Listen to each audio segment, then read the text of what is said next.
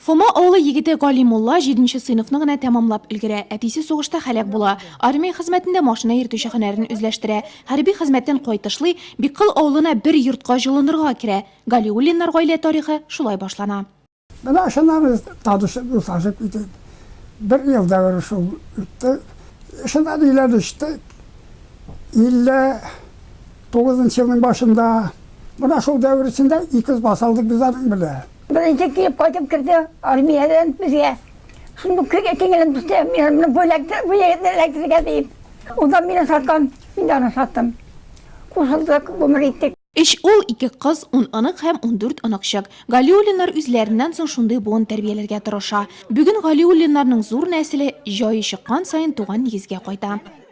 Bütün beyремләрне бергә әтиәне янында үткәрәбез инде. Аларның һәр вакытта да ниндидер план белән яшиләр. Без шуңа күрә ел сайын я ий ташлыйбыз, я түбә ябабыз, я бакча кырын татабыз, кыймак татабыз, я игә ремонт ясыйбыз.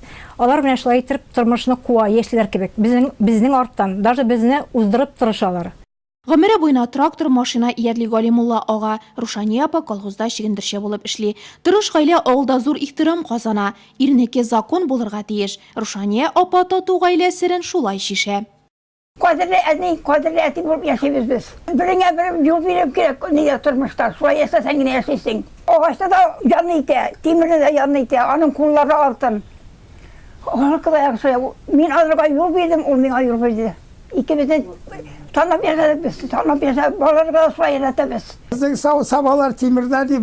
83 yaşında булса да Галимулла ага әле дә руль артында. Тормыш иптәше Рушания апа белән җилләтеп кунакка да барып кайтырга өлгерәләр. Зур йортларын тәртиптә тотып, бакчада җимеш агачлары үстереп көн күрәләр.